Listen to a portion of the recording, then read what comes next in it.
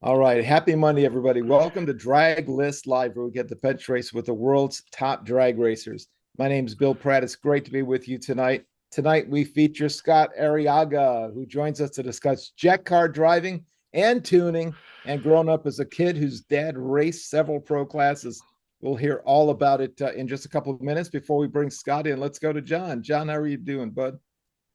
We're doing great here, BP, and howdy from Houston, everybody. Please join us on the live chat. The chat board is on the right side of your YouTube window. Tell us who you are and where you're from. I'll take notes and I'll pass your questions and comments along to BP and Scott. Thank you, JB. And folks, click the like and click the share button. Let your friends know we have Scott here live. And to prove it, let's bring him in. Scott Arriaga, welcome to the show. Thank you. It's about time. That's right. I'm glad to have you on. Known you for years, and it's glad to finally come on and share some time with you. Yeah, very cool. And of course, the last couple of years, you've been tuning Dawn Purdue and the Wicked Sensation Jet Dragster, at least since about 2021. Was that the year you guys got started together? I want to say it was the end of 20, but basically 21 was definitely the first year that I put her in the seat, and went for a full schedule, or at least I think we did 15 events our first year out here back here. So yeah, it's 2021 was definitely, I think, that the first year we started. That's That awesome. was Well, you've been rocking it. that was a transition I'm still trying to get used to sometimes. I'm not at that point in racing that I want somebody else to be in my seat and I'm going to be in a golf cart. Right. I still like to drive. I like to see Don in the car too. But it wasn't. It hasn't been an easy transition. Understood. And then you're dealing with a female, and this, you know what I mean? And I have to check myself because they have feelings and emotions, and I'm just not used to that shit at the racetrack. You know what I mean? So I have to be nice. So no crying in baseball, as I was. That's why I tell her there's no crying in drag racing. But yeah, it's probably the since my dad died and stuff, me being on my own racing, it was definitely a very lucrative move and smart move on my part as far as going that route with her. And I actually knew that the first time I met her. It was in Denver, Colorado. She was supposed to drive for Tommy O'Brien. That had been in the works, and was doing a big show up in Denver that we do every year, 4th of July. And she happened to be up there, and I was introduced to her. And I just thought to myself, man, how can I? That's what I need to put in the seat to get races, because everything is shut down out west. We used to go race Utah. I mean, we had Firebird in Phoenix. We did shows. I mean, there was stuff going on out west, that you could do, and there's just not anymore. You Right. know, and if I wanted to keep running my car, the jet anyway, I had to go back east to do it. Right. So Scott, have you actually moved out this way? Do you still I've been maintain a I've been out residence? in Pennsylvania for 4 years now, and Wow. I left Tucson at the end of 20, Okay. and I have been here ever since. Yeah, Wow. I didn't yeah. realize that. I'll I'm make that in adjustment. the So, West. well, Dawn is amazing. She's terrific for the fans, and she can certainly get the car down the track for sure. She's definitely is a fan favorite when we go to the racetrack. The promoters, I mean, everybody. I mean, I call her America's sweetheart. She's and she does do a good job driving the car for sure. Right. If she didn't, I couldn't have her in there if she didn't. You know. Sure.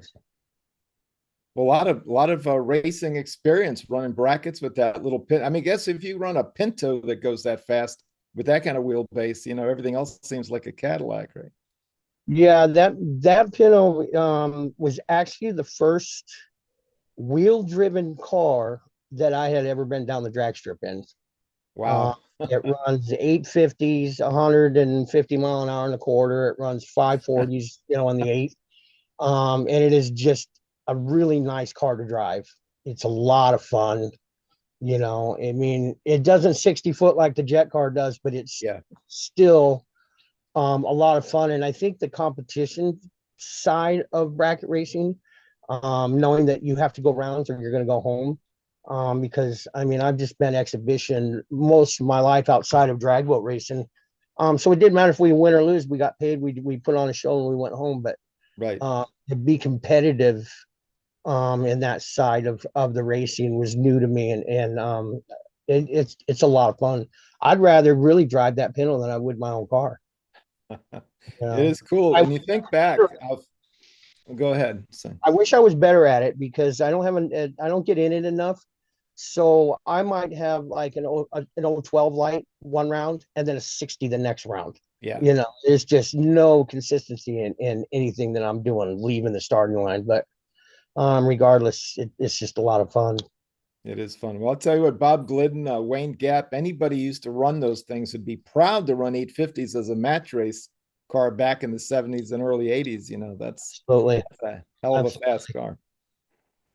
Well, how's the racing going? I mean, you got a lot of dates. I see you all over the place, and So this year, I was going to work more and race less. That was my thing at the beginning of the season. I had leased a truck out of Maryland, a big truck semi. So I needed to work to pay it. But we started off with and I was going to drive the car more. That was the thing this year. When I bought this car here, when I got this car last year, because when I sold my jet with the old jet, I was actually going to buy a funny car. And just at the last minute, I changed my mind and decided to go ahead and keep running the jet. And I went and picked up this car built by Jerry Siegel. It had very few laps on it. I took it to Tommy O'Brien. Tommy put his stuff on it, and we started off with maybe 10 events, right? And then by the time you get done, at the end of the year, I'm still doing 15 to 18 events, right. Um, Can't say no when those promoters want you. well, my priorities are a little messed up because racing is priority to me. Yeah. So I had been in that truck for a year. I ended up getting out of the truck and going to finish my race season because I don't know any better. Yeah. If I knew any better, I wouldn't be doing it, right? Yeah. But born into it, right? That's like I said, I don't know what else I would do with myself. I couldn't see it any other way. Some people say, well, racing's a hobby. Well, it might be to some people, but to me, it's been my life, my whole life. right. It's your vocation, man. It's not a hobby. And that's who I am. It's just racing, Right. Is this a new car in 23, right? Or was it this year that you guys came up with it? So we broke I went and picked it up the end of last year, but we debuted it this year. I've been doing a lot of testing with that car in different areas. They call it the most tested jet right now because it's true. I mean, I've tested so much with that car. And when we got the car, it had been running 540s at 285. Right. And where we're at now with it, we're running 520s. The car's got 300 in it and has had it. So it's just, it's getting later in the year, the air's getting better. So we've come a long way with this car as far as performance. And that's, thanks to Tommy O'Brien, late Tommy O'Brien, Jerry Siegel, those guys have just helped me out along the way with the new setup with the J85. It was just new to me, everything. I was a little intimidated by it. Was your other car a J34? It was a J60, the Pratt Whitney car. I actually learned my first jet that I ever drove was a J34 Dragster. Right. That was back another Jerry Siegel built car. In '93, I licensed in that car. Right. And there was a ton of J34 dragsters on the West Coast. Yeah. Right. You know, It was and anymore, 650 at a death. I mean, yeah, I mean the J60s and J85s were out, but on the West Coast there was probably 8 to 10 J34 active J34 dragsters running. Right. I remember old Doug Brown and guys, the whole group we could put a Yeah, show together. you know, the first jets I ever saw, of course, Doug Rose and the Green Mamba. You know, he used to Yeah. come down to Tucson and do shows down there. Of course, Doug Brown, um, Les Shockley at OCIR. You Yeah. know, and we're talking like early '80s, late '70s actually. And Les used to go out there and run 6.0s, you know, 260, 70 mile an hour with that car back then. And at that time, I did, you know, it didn't really mean nothing to me, but knowing now what those cars weigh, Yeah. that was very impressive. The times that he was running back then, you know. Yeah. For a J34 car, because the motors are bigger with a little more power. They're just so They're heavy. just heavy, you know. I mean, we're talking the motor itself weighs 1,200 pounds. My Wow. whole car right now, if the complete with the J85 weighs 1,200. You know, Wow. so it's just a big weight difference. You Right. know, and weight is cheap horsepower. The lighter you can be, the faster you're going to be. You know, Right. so Yeah, especially with thrust, right? Because I mean, you got to get that thing up and running. You don't have any wheels to grab. that's good. You know, in the long run, you know, on the salt flats. But as far as the 1320, yeah, you want to be light. Right. The J85 is really the way to go. Yeah. Those are those things made the breakthrough. But yeah, 6.0s, a 267 and a J34 is damned impressive. Very impressive. Jerry Siegel had a J34 dragster, and then I watched him run 580s at 280, 85 in Sacramento, Wow. California, and at 34. Really? That's amazing. Billy Mateo had a fast J34 dragster. So there's a couple of guys out there that but you can only make them so fast because they're heavy. You Yeah. know, Yeah. they're just heavy. But Does it tend to wear out the parts to push them that far? you know what? That car the Arizona Flash, the 34 dragster we had was built in 1989. That car, I crashed it. Actually, I broke it in half in Salt Lake City, and they back halved it. That was the first time the car broke. But then, as soon as we got it back after I broke it in Salt Lake City, I went and crashed it in Tucson. The very next 2 runs that I made in it. Right. But there's still 34 cars out there that are still. There are probably some barn finds out there. Yeah. You know, I know Walt Fuller just found and bought one or acquired one. And that I think that car was built probably sometime in the 90s. But Casey Jones' car, the Cannonball Express car, that car was Yeah. built in late or mid 80s. Yeah. It's been around, has Yeah. So yeah, there's some. You got Doug Rose's car is still out there. You got one of Les Shockley's old cars. You know, Scott Hammock is still out yeah. there. And Smoking Thunder, baby.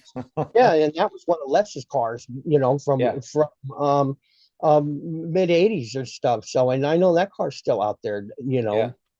know, you got Mark Smith doing air shows with a J34 car. Pretty So amazing. yeah, I mean, there's something that was manufactured in the 1950s, Yeah. you know, and some of that stuff is still going, man. I love it. It's what a community. Well, let's speaking of community, Scott, let's check in with John and see if anybody's out there wants to say hello. John, who's on the chat line tonight? Anybody? Yes, sir. We have people checking in from coast to coast tonight. Carl Snyder is with us from Prescott Valley, Arizona, and he said, I've been friends with Scott for 45 years. He said he taught me how to race drag boats. He said, I love this guy. Awesome. And Jack Red is checking in with us, and he says, hi, gang. Pete Mariello in Los Angeles says, good evening, everybody. Rich Panacaro and Mark Malinsky, both from New Jersey, said hello, everybody. Randy Johnston says hello, all still from still hot California. And Kay Thurkelson in Salt Lake City says good evening. Hey, Miss Kay, checking in. We have a friend, his name is Extra Mile 150, says hello, all. Okay, howdy.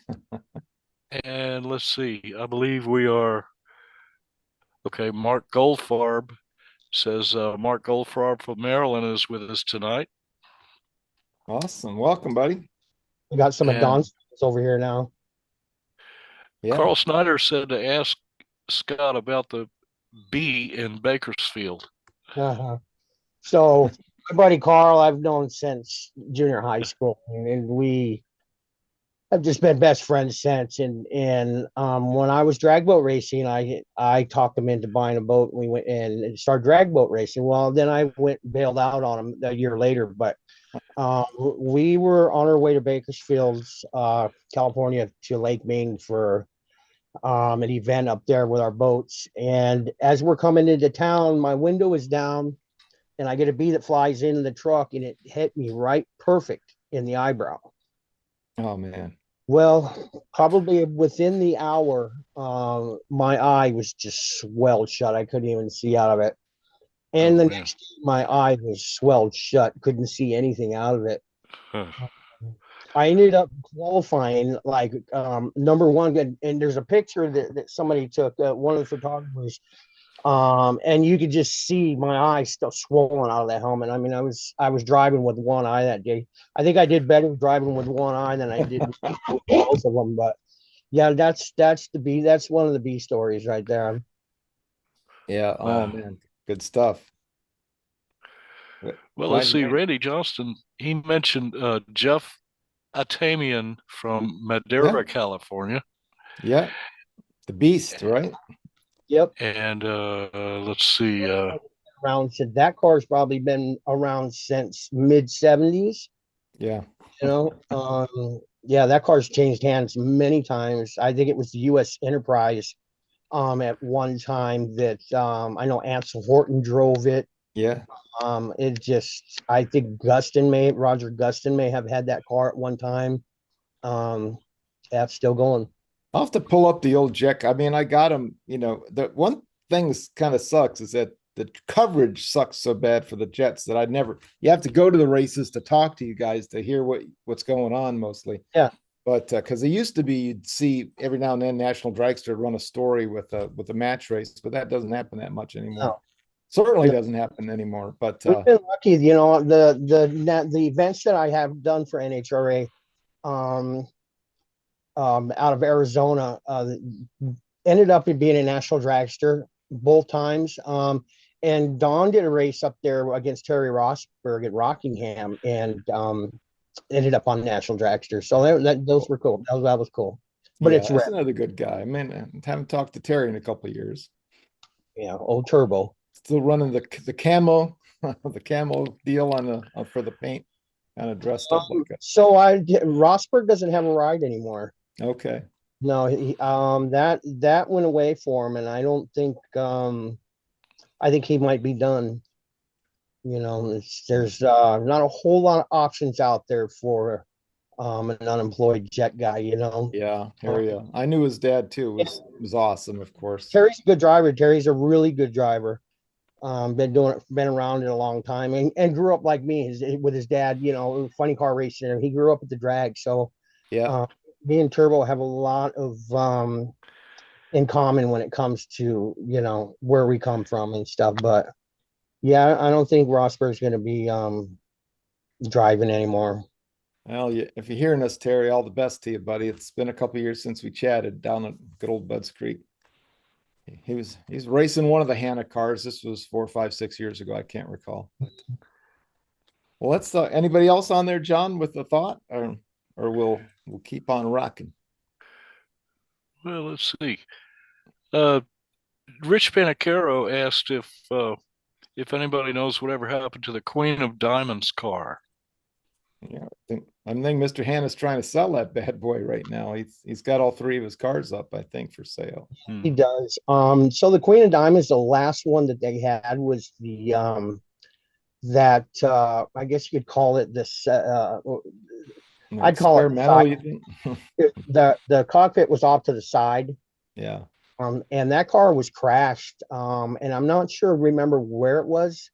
But I think it was crashed along with Ernie Bogue. Yeah. Ended up in it. And that car was destroyed. Yeah, that's too bad. That was really upset Al because that was his masterpiece. yeah. So yeah, that one hurt, I think, Al, a little bit. But their Eastern Raider, the car they have now, is a really nice car, and it's fast, of course, as always. So whoever gets that equipment, the funny cars, Yeah. the dragster, they will be getting the three best cars in the business, really. Solid running, you know, whoever steps up, and the thing to do would be buying all three, because you could have fun with it. Yeah. I'll bet old Rich could be talked into coming out to a couple races and help you tune him. Probably. Maybe a couple, but I think he wants to go play golf. Yeah, sounds good. Well, I have a question for Scott. What is the engine in the Wicked Sensation? So the Wicked Sensation, the car, the new Wicked it's a J85, which is actually the CJ610, which is just a version of the J85. But they call it the J85, so made by General Electric. It's the goods these days. That's the one. One of the reasons why I went from the 85 to the 85 from the 60 is just the parts availability. Right. J60 stuff was getting very scarce and really expensive. On it. Are people still running versions of the J85 and some of the trainer jets and things like that in the military? 38. The military still runs the J85. It's the J85-21. It's got an afterburner on it. I think the military still runs that engine because there's that version, the 21, the 85-21 is the motor that you would want. But of course, we're not allowed to have it yet. Yeah. But I don't think there's a whole lot of true J85s out there as far as in cars. I think they became it's the CJ610, which is an exact version of the J85. Right. So, and I'm not sure what the 610 comes out of. It might come out of like smaller jets, like corporate Lear jets. Right. And I'm not sure what other applications that the CJ610 comes out of, but it's more of a civilian motor than, there's no military anything on attached to that, to where like the J34. Now that was flown in the Banshees. That was military. Right. You could go get parts for that car, for that motor in surplus yards. That military stuff in there. Tucson was a good place for that, man. You could find whole motors and pumps, and I mean, just a lot of airplane graveyards out that way, aren't there? You're not going to no surplus yards finding J85 parts. I'll tell you that.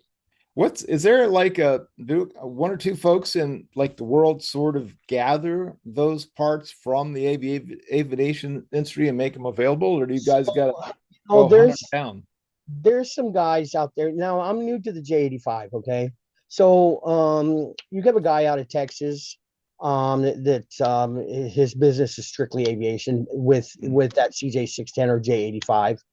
A lot of the guys go to him to get stuff repaired or parts. Now that was a connection that was given to me through Tommy.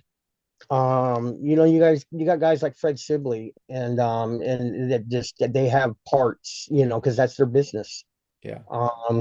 But as far as it's not like it used to be. It's not as easy to obtain it like it used to be, for sure. and there's not a whole lot of guys out there fixing stuff either. You know what I mean? And I mean, fixing it yourself as far as internal wise inside the compressor, I don't have the tools for it or the Yeah. knowledge. That was my next question. What do you do The if hot you? end, that shit needs to be balanced Yeah. and done right. And it's up and beyond me, you know. Right. But just running the car every weekend, um, I'm good at that. What's But do you use kerosene or some mix of, what's the fuel that you I use these just run days? diesel, just right out of the Diesel? pump. I've run kerosene before, and I don't see or didn't notice at least at the time any performance difference in it. I know that kerosene is $6 a gallon, Yeah. and I can get off-road diesel for $2.30. So Yeah. Fair enough. yeah, You're and I've gonna run put on a jet show. before, and then we're talking even more expensive. But is the Jet A better for it? It's cleaner. It's better for the nozzles and stuff. But Yeah. the end of the day, it's all the same crap. It all Gotcha. smells the same. Gotcha. Yeah. That's cool. Well, going back in history, we talked about, when you licensed up, and I think 92 was your rookie year, right? In the Arizona Flash. Uh-huh. It was 92, I think maybe 93. I got my license at LACR, out there in California, Yeah. and it was in that Arizona Flash. It was a 34 Dragster that Jerry Siegel built for my dad. Wow. And That's amazing. I've yeah, got a 598 at 268 in it for you. I mean, that's flat in flying. that car. Yeah, I think So so. Yeah. I'm not one, being around my dad and guys like that. It just seems like most of the drag racers that I met in my life, especially the old timers, they like to tack on like 5 mile an hour to the end of their Yeah. runs, or we ran this over there. I like to keep it real with my performance, because it just doesn't. I'd be lying to myself if I said I ran a 598 in that car. 610 was the best I ran in that car at Mhm. 267, and I crashed it on that run. Okay. But Well, I got that from somewhere, but my stuff over the years, number one, I either read it somewhere or, all my sources. probably heard it from my dad. He lied. It wasn't a 598. And No. all right, fair enough. And then I guess I don't have anything for you in 93, but and in 94, I've got you in the El Loco car out of. Yeah, so 93, which is another Jerry Siegel built car, the funny car. I had the opportunity to race my father. We did a lot of shows in Mexico. We probably did 7, 8 shows a year in Mexico. And I got to match race my pop, in 93, which was very cool. I thank God I have a video of one of our races, but that was always a good time, running against Pop. And That's amazing. Yeah, I've got a 634 at 267 again at Phoenix in that car. in the funny and the 34 in that funny car. Yeah, the El Loco, the That's a Beretta. legit time. That's very cool. Yeah. I love it. I mean, obviously your dad, the Spanish Galleon and all the other great racing he did, Ali Arriaga. Did he speak Spanish pretty fluently when you guys went to Mexico? He was full on all about that. I mean, both my grandparents, his parents, I mean, that was the language they spoke in the house. Yeah. He was proud and brown. Heck yeah, man. Absolutely. And then growing up in the Southwest, and I love Mexican food. Yeah. You get so you don't have to lie. What's it like out here? Where do you really have to travel far for something legit, or do you find a place or two out here who can still kind of pull it off on the East Coast? Food? Yeah, it's non-existent out here, yeah. As far as I'm concerned. Because coming from the Southwest, I grew up in a certain style of Mexican food, and it's non-existent out here. Yeah. What are you gonna do? He's East Coast gringos. We don't know what we're doing. But Right, exactly. And there's real Mexicans back here in real Mexican restaurants. They just, they're just, it's just not like it is in the Southwest on that, on that side of the United States and that side of Mexico, because in all the traveling I've done in Mexico, the food changes along the way. I've yeah, been from Hermosillo, Sonora, all the way up to Mexico City. So and to where their slang and tone, everything changes throughout yeah. uh, just like here, you go on to California and you get the surfers, and you come out and go to Massachusetts and get that That um those accent, shore-based guys, right? God, or down to Georgia and I mean, it's just the same thing in Mexico, but that's what makes it all go around. I did El Paso for a week earlier this year for work and had a great time. But that must be there completely different. there used to be a track out there that my dad raced at for years. Um, and then they built another one later on that I ended up racing at. But from what I understand, that drag racing is non-existent in that town now. Yeah, that's too bad. I Yeah, don't.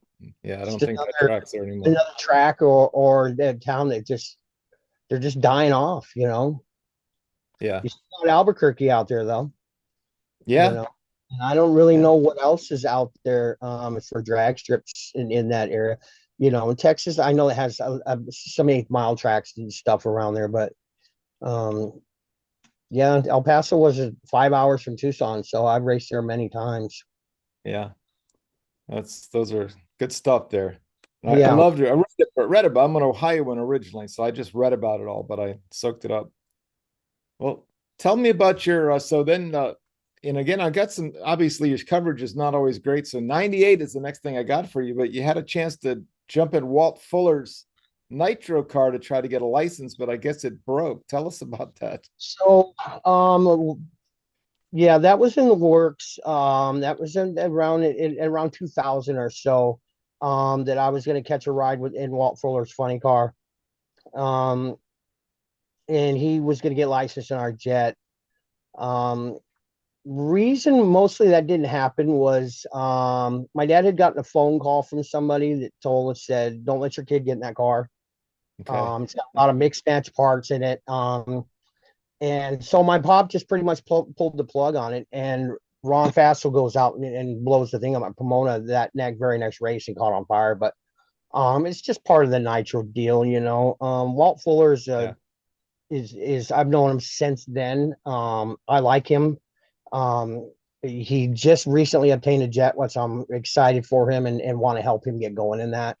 Right. I always tell him though, when you can put me in, when he had his funny car, when you gonna put me in the seat, when you can put me in the seat, and he's just like, all you gotta do is come down here and get in it. And Yeah. no, I just never made it. Yeah. Well, it was cool. We got you in there for one entry. So you sat in it at least once, right? I sat in that car and fired it up on the jack stands, and it actually broke the reverser when we fired it and end up in the pits in Tucson. Yeah, that's the note I got. You're gonna try to get his Yeah, license. The reverser broke and never completed a run. So yeah. And but just sitting in those cars, I mean, I have such a love for nitro because I grew up around the mid to late 70s, early 80s in sure. that car, funny cars, where you had guys like Right. Raymond Beadle and Ron Colson and just the old school guys, the guys that were actual drivers. There was no computers. Those guys worked on the Yeah. cars and Yeah. they And ran. your dad used to take him on in that Spanish galleon back then. He And did, those, and but he just never he never had the budget for one. yeah, takes cubic money, man. Doesn't Yeah, so his buddy, so he was real good friends with Joe Antonelli, who is Dean Antonelli's father, Guido, for the crew Yeah. chief for Ron Caps. They're from Tucson, and I grew up with Dean, and Joe talked my dad into buying the Mob fuel altered, and this is in Right. '77. Yeah. Uh, and so that's what he did. And Phil Miller came along with that, who was actually one of the pioneers, founders for the Mob. And Right. Phil ran with us for a year, and I used to sit in that car when I was 8 years old. They said they fired up. I was in the jack stands, and just small in that car and just in there, just rumbling around in that cage. I've always had just the love for nitro, always Right. and always will, that cackle. Right. Yeah, And it was great. I'm not a big fan of the big show cars that they are today. Okay. Yeah. Sure, they're cool to go watch or whatever, and it's, they're still amazing, but um I would rather just go see the nostalgia, old school, funny cars with single pump, single mag, small blowers on them, and Yeah. watch them run six of those 590s. And Yeah. they're just, it just seems that more just the way to say, where have all the good times gone? Yeah. Are they really over? Yeah, we're just holding on to them now. Yeah, no. Well, some of the nostalgia guys do. They try to get that scene. Pretty well. You guys know a lot of these guys, Rocky and Hmm. all our buddies, the Stambaws and all those guys. I love them all. That's Yeah. my family at the track. And some of them guys, Don, like the Frantic Ford guys that Don introduced me to, those guys have been, they're nitro junkies. I mean, those Yeah. guys are all in their 70s and they're still, you know, can't quit Yeah. it. They can't Yeah. quit it. Yeah. It's well, look who's talking, Scott. You're telling me about I that know. today. I mean, I can't quit it, and I nor do I love plan it. on quitting it anytime soon. You know, I love I don't play golf and I suck at it anyway. So I don't know what I would be doing other than, at that point, you'll have to pry that steering wheel out of my dead cold hand at that point, because I think I will always at some point, where if I'm not driving in, we'll have something going, Yeah. um, maybe my retirement race car is going to be a bracket car, Yeah. Well, there we go. because I just have a lot of fun in that car, so Well, I I think don't know we got you if where we want you, man. thing, but um, I'll do it till it's not fun anymore. That's just it. I love it. Well, let's Yeah. do a quick check-in with John and the guys in the chat line and see who's out there and what they're saying. John, what do you got for us? Yeah, Marianne Warren says, hi, team from New Milford, Pennsylvania.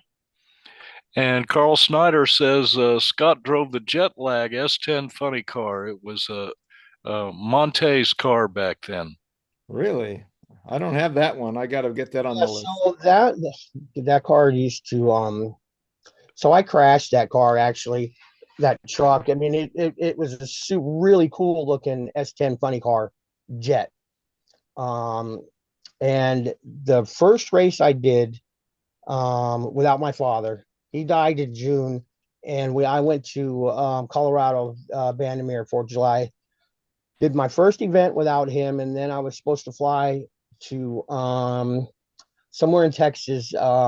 I can't remember where it was, to run Monty Jackson's S10 funny car. And Carl was with me. We went to Denver. We flew over to Texas and did it. And I actually, the event in Bandimere, my car ran like shit. And then we flew to Texas. I ended up crashing Monty's S10 into the wall. So it was actually one of the worst race weekends I've ever had.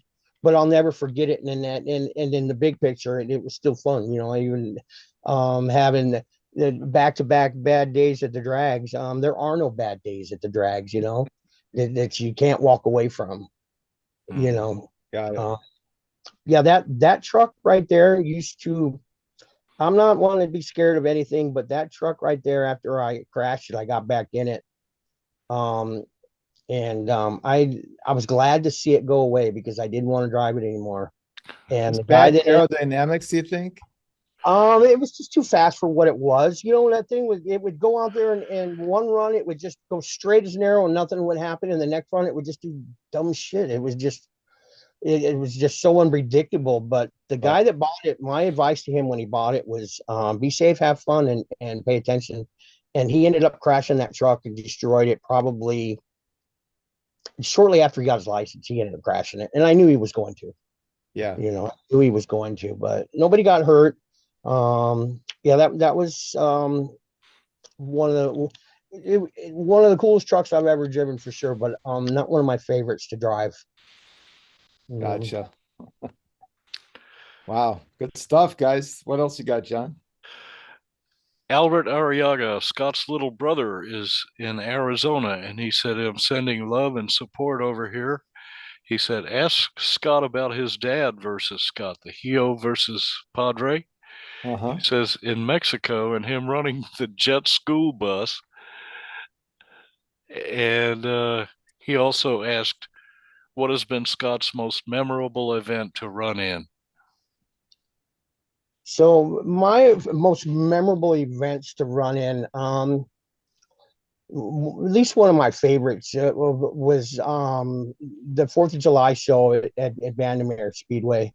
It was, we did that race for the longest running that I can remember, and the Vandermeer family was just, they're just really good people. They've always treated us well. The Right. fans there was just always packed. That's one of my favorite places to run, but probably one of the most memorable places was we did a show up in Guadalajara, Mexico, where they shut down. They didn't have a drag strip at the time. They shut down the main street in the middle of downtown Wow. and turned it into a 4-day drag race. We're talking about a national event in their standards. Yeah. And we ran the jet with Lynn Reddeman in the middle of downtown streets in Guadalajara. And I remember just seeing the people. I mean, there was up on top of the buildings, and just, it was just insane. But they did. I mean, that's probably the most memorable place I've ever been to right there. Wow. That's a story. Keep them coming, John. The chat lines, and nice to see you, Al Jr. Is it Al Jr.? Is that what we Yep, call that's him? JR. He's that's my baby brother. Good Yeah, to meet he's you, sir. I think there's like almost 30 years apart from us.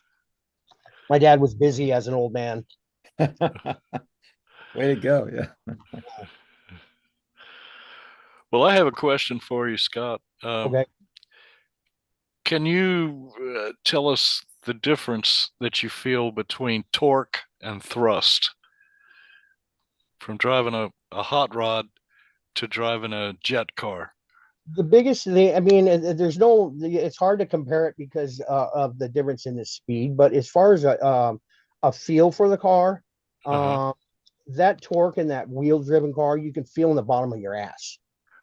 To where that thrust is just, you feel it in your back. It's like somebody just kicks you in the back. But the panel, when it squats, man, you just feel everything in your butt. Right. That's the difference. It kind of, it gives you a sensation of it just squats and takes off, but it's all, and I know what they meant now. When I was a kid, you said, driving by the seat of your ass. And that's because that's where you feel that torque at, to where the thrust, it's just, you point it and you hold on. Mhm. There's not a whole lot going on, and if there is, you're in trouble at that point. The thing about the jet is knowing where you're at on the racetrack at all times, because it's easy to lose, especially some of these tracks that we run that get to be pretty dark. Mhm. And now we're stepping up, running 295, 300 in the dark. I mean, it's easy to lose where you're at. So that's Right. the biggest thing, is paying attention on where you're at all times on the racetrack. Because you definitely don't want to drive past the finish line, because you at 300 miles an hour, you cover about 400 feet a second. And Right. that's a lot of ground really fast. So Yeah. uh, it's better to shut off before than it is after, for sure. Right. Right. And set the speed records in the daytime on a long trip, long track. Yeah. Very cool. All right. Thank you, John. Appreciate it, man. And keep them coming, chat guys. So let's go back to like 2000. You had a car called A&A Motorsports with Al and I don't know who the other A was. That Well, at least in that's the what's in beginning, the it was Al Arriaga Motorsports, but then it turned into Arriaga and Arriaga, which was me and him. I Uh, gotcha. that was a car that was a Tommy O'Brien built car. That was the Uh-huh. first fast jet that I actually had gotten into. And we're talking about, that was a 520, 300 mile an hour car. So I went from the Yeah. J34 running 650s at 250, and stepping into that car.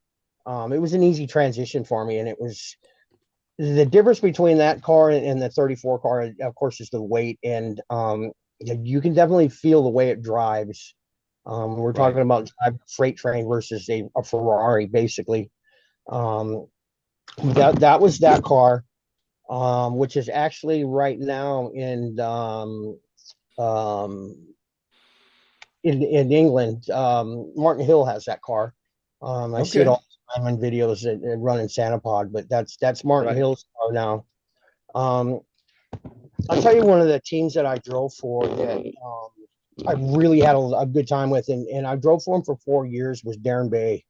Yeah. Uh, Darren Bay crashed in Indy in, I think, 2011. And I had the opportunity to go drive for him in 2012 all the way to 2015 against Richard Smith. It was a 4-car team. It was 3 dragsters and a funny car. Sometimes we would have all 4 cars at an event where me and Richard would double up, but Darren Bay is just a really classy guy. He had really nice equipment. And we take on 15, 16 races a year with Darren's stuff, and just the crew, everybody that came on board, and probably one of my biggest rivalries, I would have to say, is Richard Smith. Yeah. Because Warhawk. uh, Mr. Warhawk went from Top yeah, Alcohol Funny so Cars to Richard Jets. Smith is super nice guy, but for whatever reason, me and him did not like each other. We got along fine because we had a job to do, but it was well known between us and anybody else, but we didn't like each other. So the rivalry there was even more. I mean, I just used to love to beat him, and that didn't always happen because Richard's, he's a great driver. He's an awesome driver. We get along fine now, you know what I mean? And when I see him, we're cool, but it was funny because shortly after I joined the team, I forget where we were. We were somewhere, and he just says, "You know what? If it wasn't for this, we would not be hanging out at all." He just made me said, and I'm like, "Yeah, you're right. We wouldn't." Right. But it was still a great time, man. I got nothing but respect and love for Richard Smith, and he's still driving and still out there doing it. And it's definitely one of the best out there that people don't really know about. Richard's been around for a long time. You got to be an insider. You got to be one of them. It's got to, yeah. I mean, and the West Coast people, and so me coming from the West Coast, they had this rivalry, 90s and early 2000s, the East Coast, West Coast Jets. Beyond all the fast cars came from the East Coast, but you guys had the good air and stuff too. But we weren't running in the desert. There was no Billy Mateos out west, I mean, that guy was, I mean, and you always heard about Billy's cars.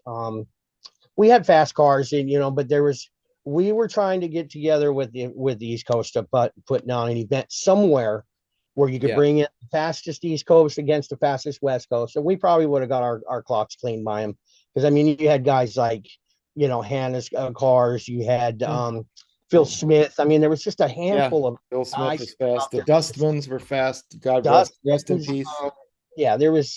There was some really fast Toby Urbantraw. I mean, there was I watched these guys come along, and all of a sudden, boom, there would be a new name running, big numbers, and then that one would fall off. I mean, I'm since mid 80s, I've been following this stuff. So I mean, I pretty much know who's who or who was what, when, and where. And I mean, there's some guys that have slipped by me that probably, weren't around very long to begin with. Yeah. Well, yeah, it's a thing where, it's.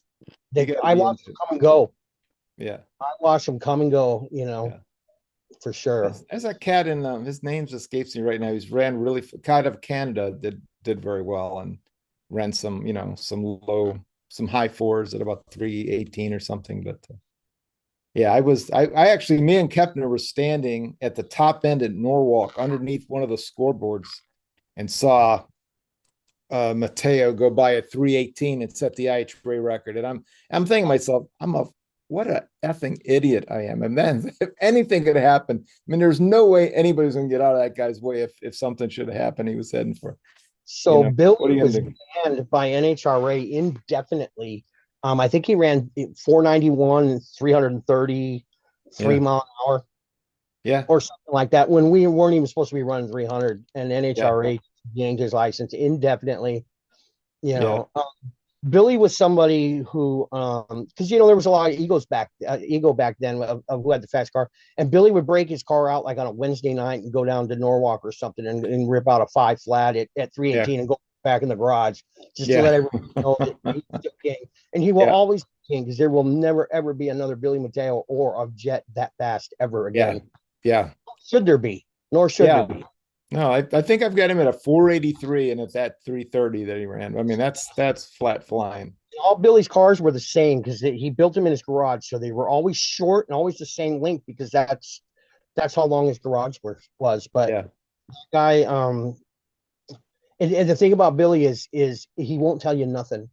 That Is guy that will right? die speed secrets. He will tell you absolutely zero. Wow. Unless maybe Yeah. you buy one of them. Is that I think that how the Dustmans went fast. I think that was an ex-Billy car. Ended up with some of his stuff. But anybody and everybody who had one of Billy's cars, there are no longer around because they're all crashed. Yeah. Al Z was the last one to have one, and he lost his life. But just going that fast, 318, 320, 5 flat. I mean, that's a little much for these cars, to be honest with you, because they're light. Yes. The only way you can get them going that fast is to be super light, and there's a safety factor in it. I don't have a death wish. I mean, Yeah. I like life, and I don't have nothing to prove to anybody. Sure, I like the performance side of the class for sure, like the performance side. Yeah. But you have to be careful. Yeah. You know, Very good. you Somebody got else, guys like Wayne Newth popped in my head too, the Odyssey guy. He was Wayne fast. Newth was another guy that was fast back then. Yeah. With Aggie Hendricks. You Yeah. know what I mean? 530s at 290 back then was And they were doing that stuff in the mid 80s. Yeah.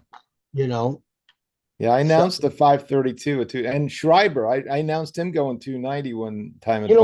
That guy, I always liked that car. Just it was just a different car. It was short, and it was like the Star Wars. Yeah. But that guy right there, I don't think I've ever met anyone that changed his headband so many times during the day. I mean, he probably changed that headband 20 times out of the day. But the Bushmans are still hanging around. He dropped me a birthday note a couple of weeks ago or about a week ago. Appreciate it. He was right in the middle of all that run touring, making a living out of it. Yeah. Yeah. Guys like that, they were doing, 20, 30 dates a year. Yeah. Every weekend they were somewhere. Yeah. He had a cool setup, all kinds of crap you could look at in the spits too, with the stereo cranked. It was great. Oh yeah. Let's see. Well, Mr. John, do we have anybody with a question or a comment? We're running a little long, but I'm having a great time. Scott, can you stick around with us a little while longer? Sure.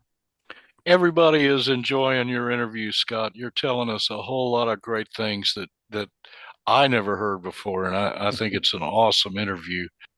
And there's a few guys up from the Northeast talking about the Atco Dragway that got closed down, and it might be repurchased and re-outfitted here soon. And I hope that they get that deal.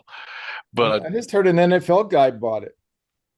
So from what I understood, I heard something about Antron Brown was going to get it, but did you hear rumors this and that, and you can't believe anything you hear and only half of what you see. Yeah, that's right. Adco was I got that was one of Dawn's favorite places to go over there at Adco. Because it's kind of where she started at with Jets with Bob Van Sciver, because Van Sciver used to own that place. So we've done a few shows over there, the Thrill Show over there. But it would be cool if it opened back up. Just another track that shut down because the township doesn't like it, or for whatever reason, It's like Denver, that track had been there for 65 years. It was cut out of the side of a mountain, by 3 generations of Bandamiers. And then they decided to build houses around it. And when they're building these houses, you didn't think to know that there was a drag strip across the freeway there, And Well, then that's you're the going thing to that gets me. You know blame them those. about the noise. You know those realtors weren't saying jack about that thing if they were No, buying them in the winter anyway. You know that's. right. So and then people they just got tired of fighting the township and everything else, and I'm sure they made out really well selling that property, but that had to have been for 3 generations of Vandermeers, and they Yeah. put their lives and their hard work in that place, and my father's ashes are out there. Okay, Is that that's right? gonna be a supermarket parking lot, from what I understand. But I hear the Vandermeers. I talk to Sporty every now and then, and already have land, and hopefully by maybe 26 there might be some racing going on down there. Pretty cool. I think they're down around DIA, right? Down around the airport. There's tons Yes, of room out that's what there. that's what I was told and understood. Yeah. But well, one of my favorite places to race always. Cars didn't run worth a damn because of the altitude, but Yeah. just the energy and the atmosphere and the people in the crowd. It was just very, very cool, very nice, very, very good shows, very cool shows. Where they'd have bring in 10 jets every year at 4th of July show. Yeah. Wow. So I love it. I mean, it sometimes I look back. I mean, there may not even be 10 working jets in the country right now. Yeah. They have Like to count them up, you know. yeah. I mean, if there is 10, there's not many more than 10 Yeah. that are up and running. Now, I'm not talking about parked or somebody has. I'm Right. talking about up and running. Right. Not a lot of them left. We did a show in Edgewater, Ohio this year that I think had 10 jets, and I know who they are. And that was probably everybody Did the Florida guys come up? The Elaine and those guys, were they part of the deal? I don't see it. Those guys do their own thing.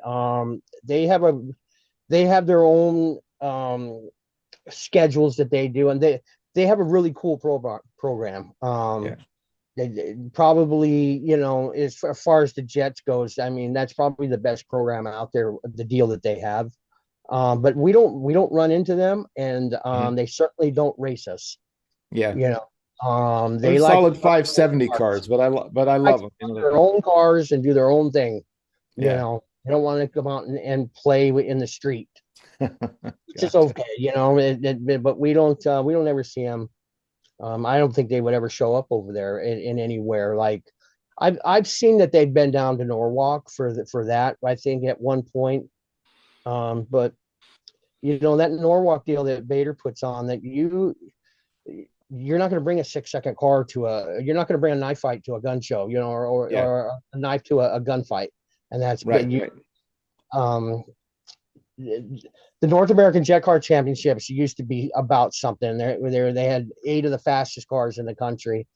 This year we had 4, and I was fortunate enough to be one of them, but out of those 4, Ernie Bogue, Scotty Heat, Al Hanna, and then comes me. You do have the fastest 4 in the country, and we did really well over there, actually, surprisingly. And it ended up being me and Josh in the final, the 2 guys that probably should have never been there. And then I had a problem car, and Josh singled to another North American Jet Car Championship, which really doesn't really anything, because we don't run for points, we don't run for purses. There is no Jet Car champion ever. Okay. Yeah, understood. But you run for pride. It's your thing. It's your national event. Right. And I've won some Jet Car National shows before and have plaques in my trailer over it, but it's not an accomplishment to me, because there's no such thing, as Jet Car champions or anything like that. Win or lose, we're all the same. Yeah. At win or lose, it's still fun to me. And I mean, at the end of the night, as long as the car goes in the way it came out, it's a good night. Heck yeah. A little bit less diesel in it. That's awesome. Well, let's go back and talk a little. So we talked about Al, your dad a little bit, obviously a great professional drag racer. I'm showing I just pulled a couple notes out and want to get a couple of your thoughts. So I know you said you're pretty young, like in the late 70s, but I have him. He actually raced pro stock from 72 to 77. And I know he got really serious about the mid 70s, was going to, the NHRA national events and stuff. But do you remember the pro stock days at all?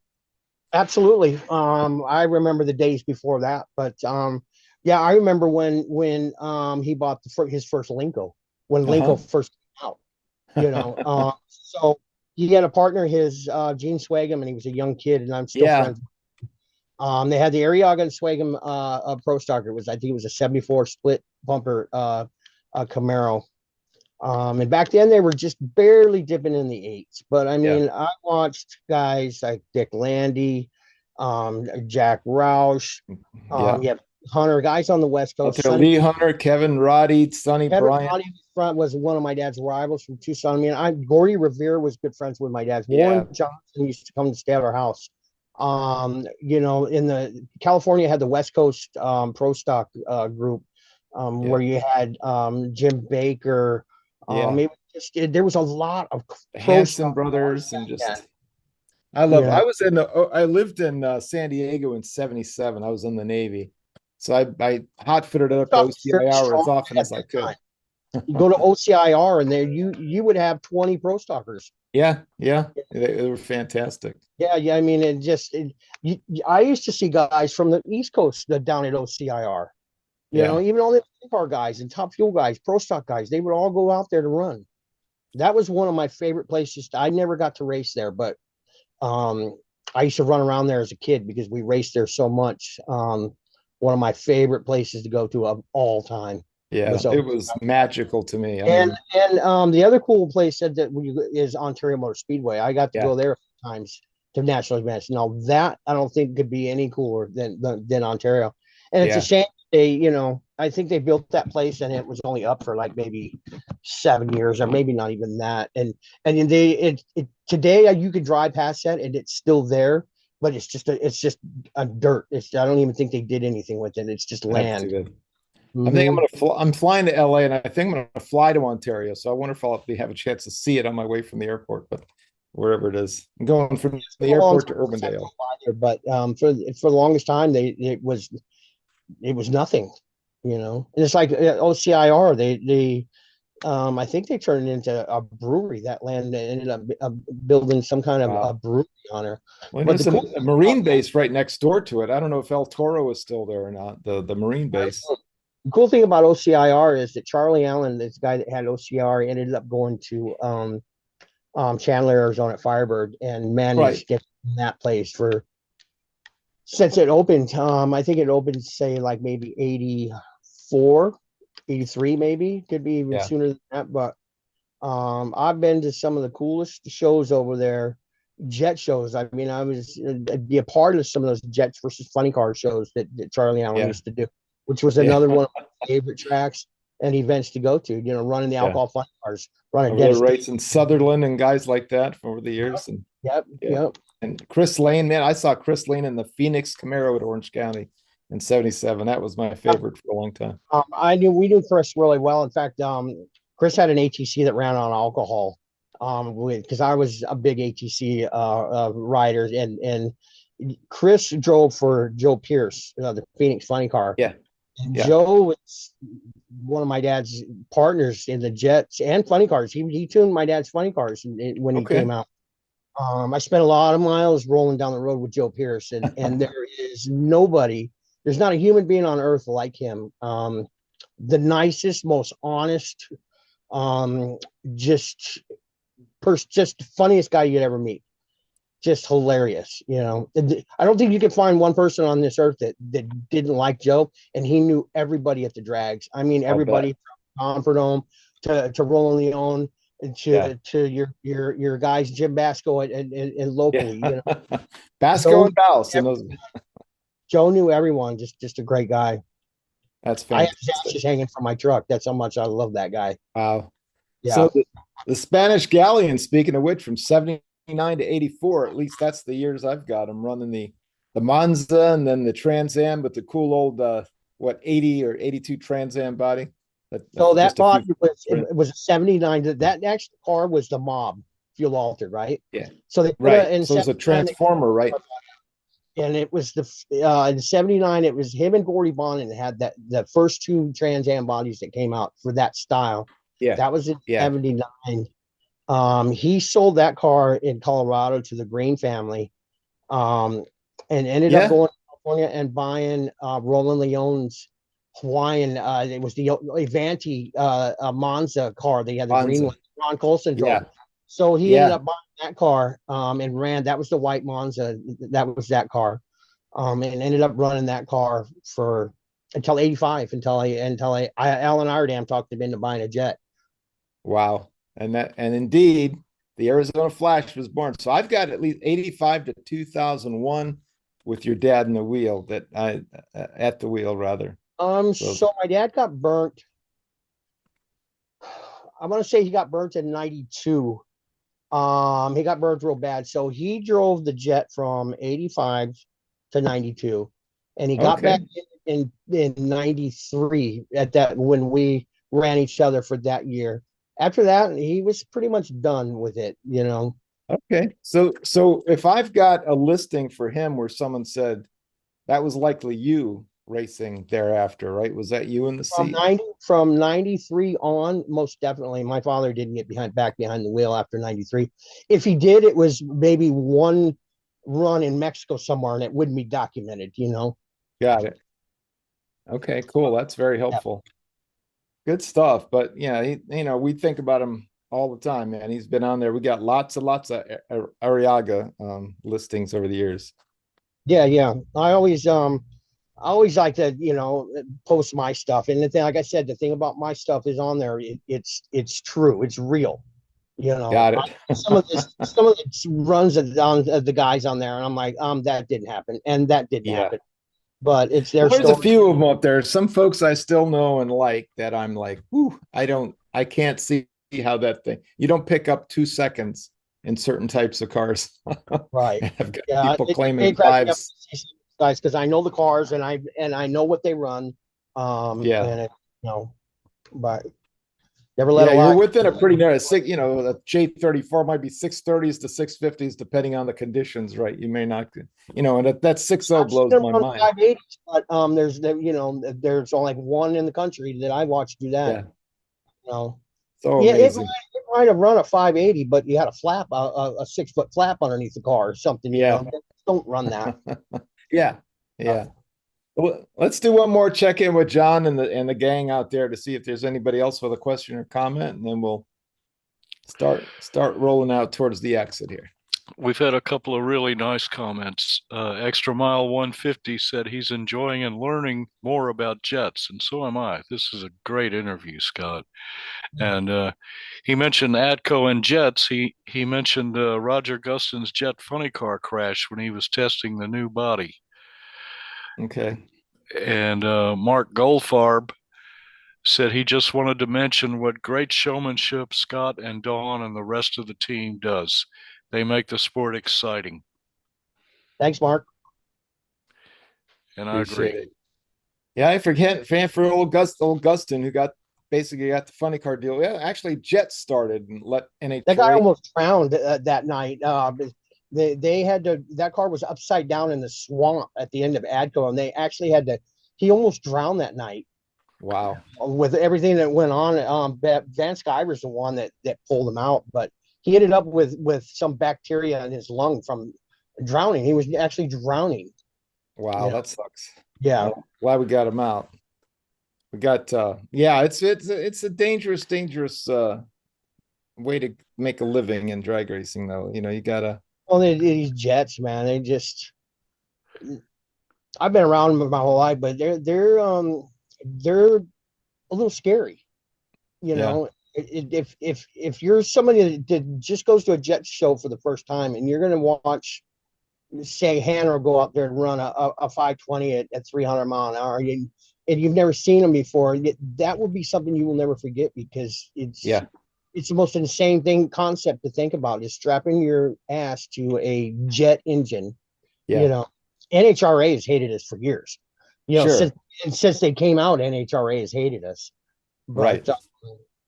Over the years, the cars get safer, of course. Yeah, I mean, I remember watching Alan Iredam getting in the emergency one car in his penny loafers. Yeah. Oh my gosh.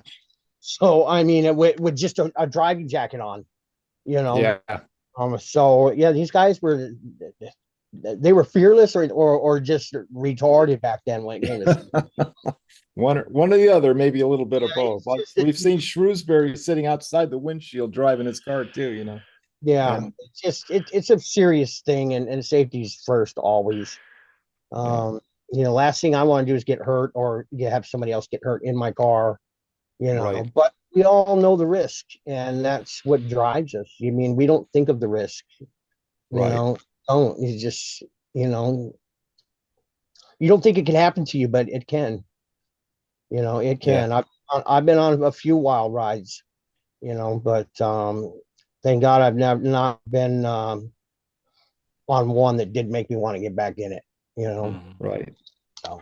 Well, that's awesome. Do you, I guess earlier on we were chatting a little bit about you getting in the car. Do you get in once or twice a year at least just to keep things going? Or Actually, I did probably like 4 or 5 events, but I do all the testing, okay, so I drive the car. I might even make more runs than Dawn does in it, but she okay, does certain events. The ones close to home, Maple Grove, MIR, Rockingham's is one of her favorite shows. There's certain shows that she calls home, and I just, we'll pick up anything after that, yeah, I got like it. to drive cars still. But like I said, I've done a lot of testing with that car this year, so I probably have more laps in it than she does this year. Wow. So But what are we down to now? Have you hit the teens with it yet, or are you in the 20s at almost so 300? I ran 526, 299 with it. Um, Wow. Dawn has run some early shut off 527s, because she's actually faster than me in that car because she's lighter. Lighter, sure. So that car and Dawn have 300-mile-an-hour just waiting, and when the time is right with her, whenever she, probably MIR is going to be the place because it's nice, it's smooth, it's long shut off, it's well Right, lit, right. Is that performance is all new to her. My old car used to run 550s at 285, which is still getting it, but when you start yeah, running 520s at upper 290s, it everything changes. yeah, Yeah, sure. everything changes. Do And you, it a lighter car is a different ride. And she's just taking her time to get through, get there. She's got nothing to prove to anybody, you know. nope. Putting on that show and Yeah, making and those she kids does a smile. really good job. Like I said, if she was dangerous or her ability, I thought that she could, drive my car, she wouldn't be in it. You Right. know, she Well, wouldn't where are be you in. guys going to be the rest of the year? Is there somewhere folks can see you So I ran race? Keystone this weekend. That I'm doing that one. That's going to be my last one in the seat. We have a Ford event at MIR the following weekend. And Okay. then I don't think we have anything until November the 16th. We go to Rockingham, and that is the last show of the year. Um, I'm taking the car back to Arizona and get some stuff done to it, some updates, and I'm gonna come back and we're gonna book next year just full on, like we've been. I've been I back here love it. 4 years working on my fifth, and I'm having fun. So I mean, doing what I like to do, what I love to do. I don't know what else. Like I said, I would do anything else, you know. I love it. But yeah. Well, do you let's see, before we'll kind of wrap up here in a couple bit minutes, but any final stories or thoughts you have? I do want to find out what you where folks can follow along if you have a website or something. So you can find the Wicked Sensation on Facebook. Don pretty much runs all the social media for Wicked Sensation Racing. I don't. I could do without social media myself. I don't, but yeah, I would. So yeah, Wicked Sensation on Facebook is where you can find it. I do like to say that like to thank Charlie Purdue, the whole Purdue family, for putting up with me going racing with us. Terry Siegel for his help, with his car. So yeah, we're Yeah. gonna do it again next year. Awesome. Yeah, that was our final thing. Any shout outs? So you beat me to it, but I Yeah, appreciate that. that's and Jerry, my friend Jerry from Arizona, is just a big financial help, supporter, friend. We couldn't do it without these people, really. Yeah. It just my friend Carl, he comes to one race a year, but we do it every year. My brother's from Seattle. I mean, we go on a 4-week out on the road every year. That's our trip together, and Right. just we couldn't do it without any of them. It's a cool life, man. It's a cool life. I'm grateful and blessed to be a part of it. And I wouldn't have it any other way, really. Well, Scott, we're glad you're out there. John, do you have any final thoughts from you or from the gang before we say farewell to Scott? And Dawn, who's listening in, I think. This has been a fantastic interview, and everybody's commenting that it's just been a wonderful night with us. And your brother Albert said this was from earlier, Scott. We were talking about something else, but he said the Mateo car with Chuck Haynes was the fast West Coast guy. He ran 550 at 290s at Bandamere. Yeah, Chuck Haynes was super fat. In fact, he would send me like a readout this tall of all his stuff, and we would stick him into the notes on his entries. And so everywhere he raced, Mateo car. Chuck was definitely had the fastest car on the West Coast at that time for sure. I think that car went to I think it may have gone to Australia and crashed down there. I think ran down there for sure. Have crashed every jet that has ever been down there and built down there, but I think that's where that car went. And then there was another Mateo car that he had that ended up crashing down. They sold down there in Australia.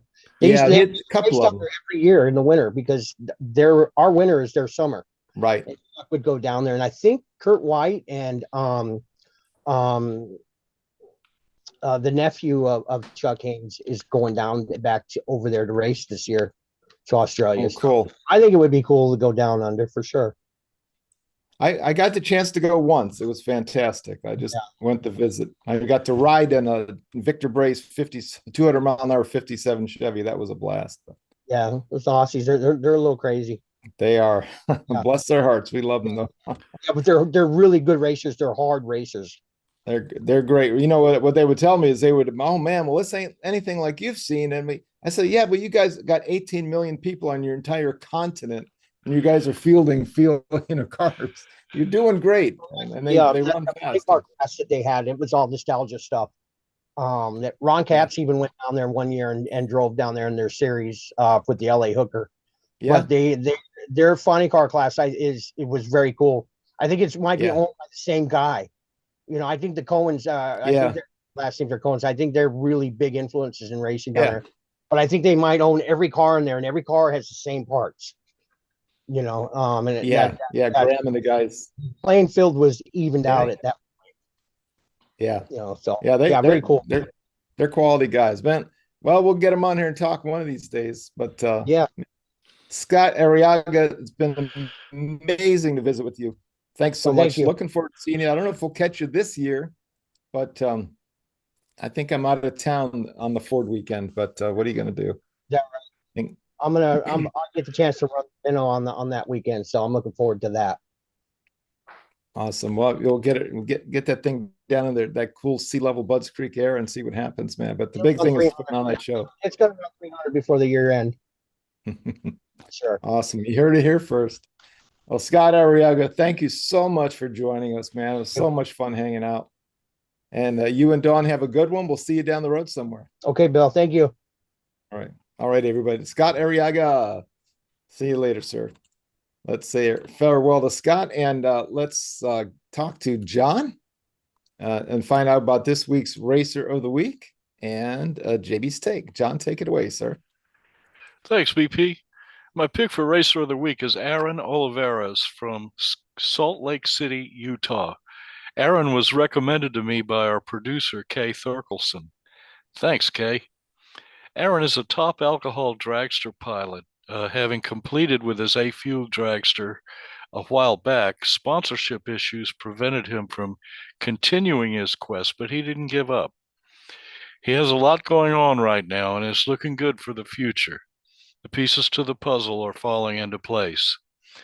At this time, he is funding his own operation with a great car and crew. He has renewed his license, and the Dragster has the latest technology and equipment applied to it. It's coming together perfectly.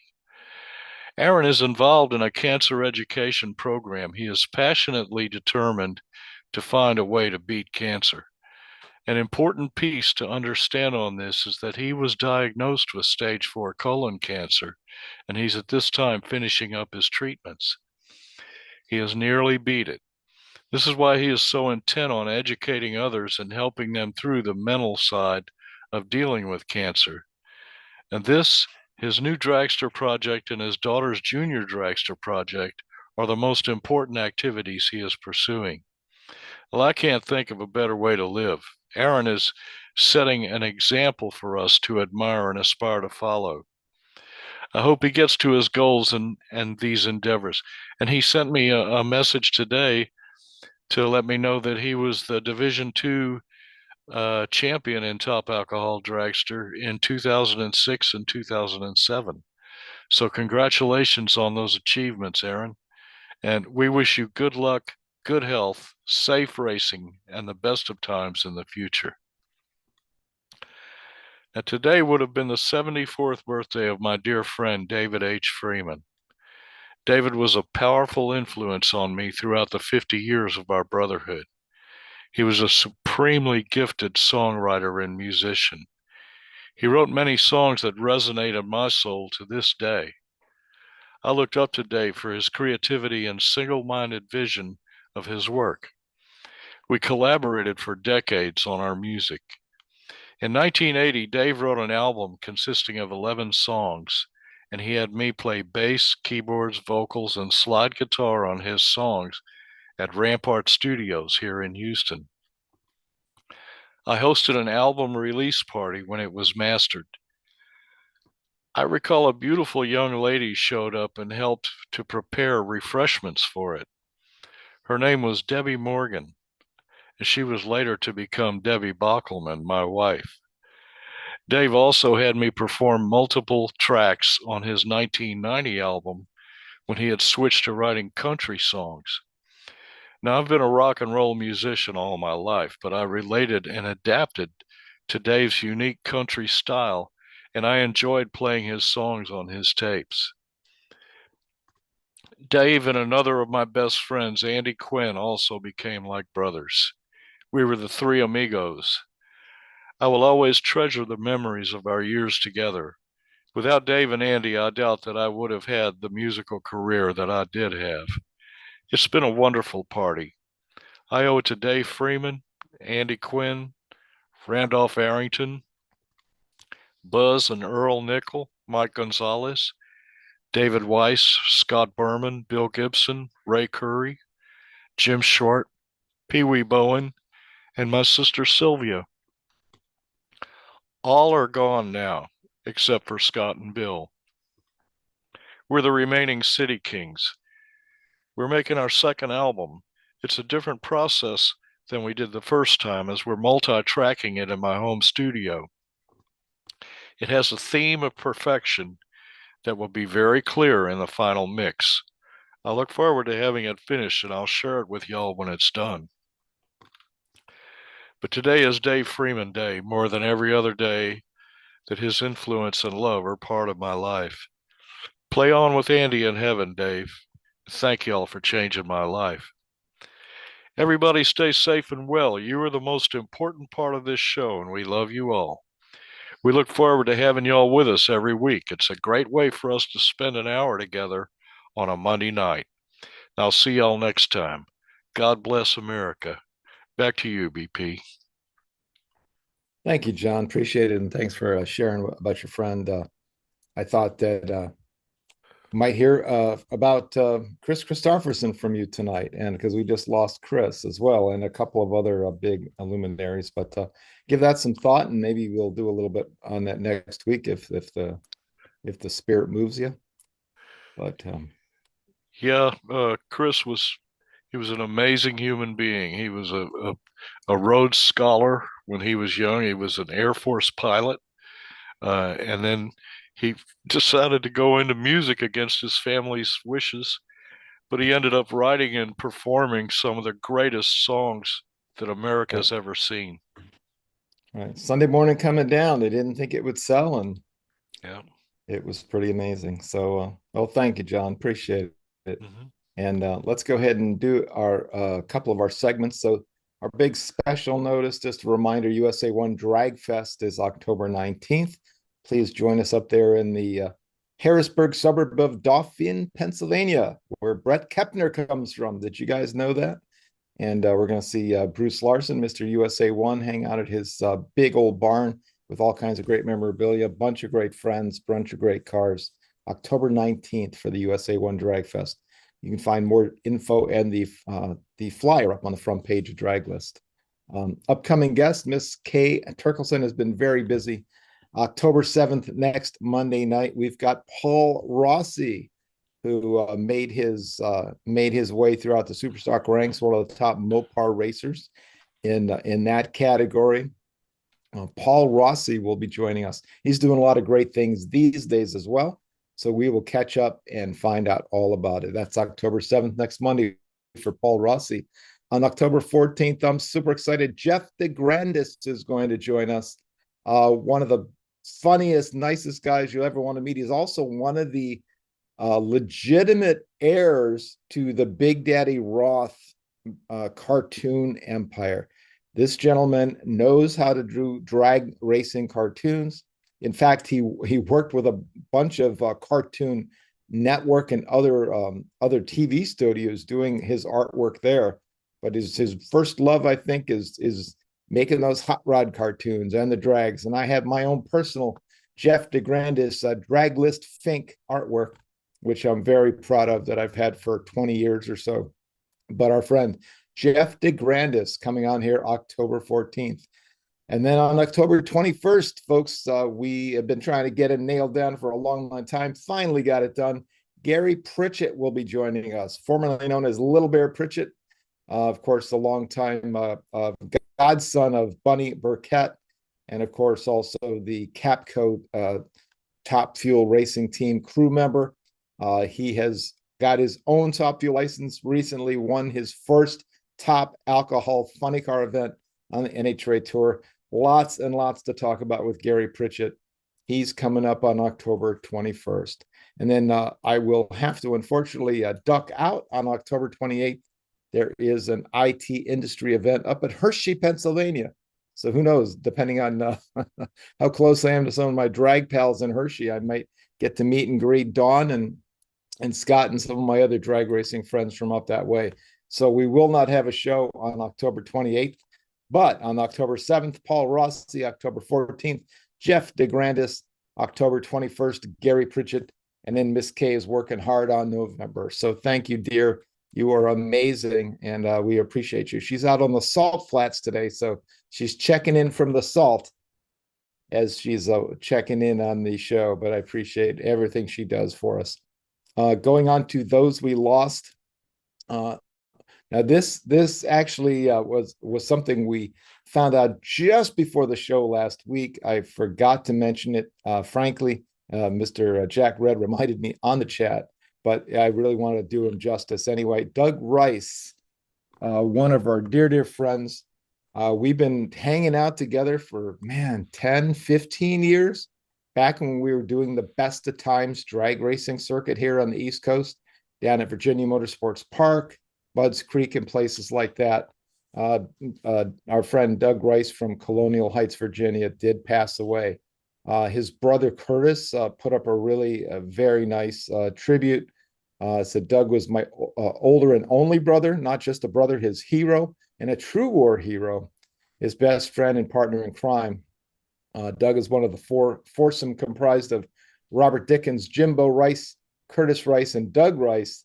We dubbed the Wrecking Crew. They took down, transported, and reconstructed old log buildings. Just last Saturday, about 8 days ago, Doug suffered a devastating stroke and while watching college football. So he was rushed to a nearby Southside Regional Medical Center to the ER, and actually was picked up in medevac. And Curtis told the chopper driver, "Hey, this is my brother's in the 82nd Airborne in Fort Bragg." So, yep, his voice a little bit excited as the chopper pilot picked him up, but unfortunately, Doug, swapped his man-made wings for Angel's wings about 24 hours after he got picked up. But Curtis says it, just fitting that this hero took his last ride in a helicopter, where he had served us all so much, doing one of those in the military. So he was 75. We will have a big void in our life. Our dear friend Kimberly, that we all hung out with at the Drags and helped put on some of those events. We send our love to Kimberly. We send our love to Curtis and to all of Doug's friends, including Jack Red and many of us here on the East Coast who knew Doug. And I saw him just months ago, and nothing but kindness and good words and good feelings. We got to hang out a couple of times this last year. Jack and I met up with him at this place or that, and it was always a pleasure. So farewell to our friend Doug Rice. Also on September 24th, we lost Gary McKee out of Rock Hill, South Carolina. He came out with his great-looking Daydreamer Corvette that he ran in the late 80s, but then in the early 90s, Gary jumped into this brand new Pro Modified category, and he ran a Camaro for a number of years in the early 1990s until about 93 or 94. And he was down there knocking heads with the big dogs at the time. Pretty sure our friends Animal Jim and Rob Vandergriffen and everybody knows Gary. So farewell to Gary McKee out of South Carolina, one of our Pro Mod superstars from the early days. And then finally, on September 26th, we lost Vic Santos, a real good super stock racer out of Massachusetts, clean running cars, hard running cars, and getting a lot of internet love for Vic on the internet. So folks, thanks for the thrills over the years, guys. Our condolences to the family and friends of these racers and friends. And with that, I'll turn it over to John for his final thoughts on the show. John? This was a fantastic interview that Scott Arriaga gave us tonight. And Nitro Alley just posted that it's an amazing story about Aaron Oliveras tonight. It's inspirational. And Rich Panicaro followed that up with an agreement, and everybody's saying what an awesome show this was. We ought to show this again next week, but we have another guest coming up. So this show just keeps getting better and better, folks, and I'm glad y'all are all here with us tonight. Well, thank you, John. Well, the cool thing is we have them all recorded, and I haven't done it yet, but I do want to transform or transport a lot of these things right here to this YouTube channel. It's a great place to put them. And Al, I've known Scott for a long time. We've been talking on the internet for a long, long time. I never did get a chance to meet his dad, but of course followed him throughout the years. And it's great to have him on. Of course, we know and love Dawn. We get to see her every now and then at Bud's Creek or somewhere else. So always a pleasure, and look forward to seeing them again soon. Let's go ahead and do our wrap, though. So finally, want to thank Al Arriaga. He was amazing. Dawn Purdue, she was back there. We got to chat with her a tiny bit before the show. Sorry, guys, you all missed out, but lovely to see them. My brother John Bachman, of course, Kay Turkelson, who's out there on the Salt Flats as we speak, who checked in from the Salt. I don't know how she got there. I guess that was somebody must have had a cell phone tower somewhere. Also want to thank Rob McCabe and Mel Bashore for the continual updates. Also, a shout out to Ron Thumbs, who gave me a little insight on a racer, Joe Petrocelli, who I've been misspelling since we've had him on the drag list. So thanks for that, Ron. And there's many more out there. You just, if you know what to look for, you can find them. Of course, thanks forever to the band, Danny White, and love to Gina down there in Texas. I want to thank Jeff Yielder, Zeus Digital Marketing, Racers Reunion, and Wingding Media. And folks, remember, click the like, click the share, even if you're watching this in the recorded version, and click on that, what do you call it? subscription button because we are on YouTube now. We'd love to have you subscribe to the Draglist channel and share good stuff with you. And then finally, check it on the front page at draglist.com every day to see what's new. We do have that poster for the USA One Drag Fest up there, the only place you can see it, right here on Draglist. And we want to thank Bruce Larson for that honor and look forward to seeing our friend. So with that, folks, we'll say farewell.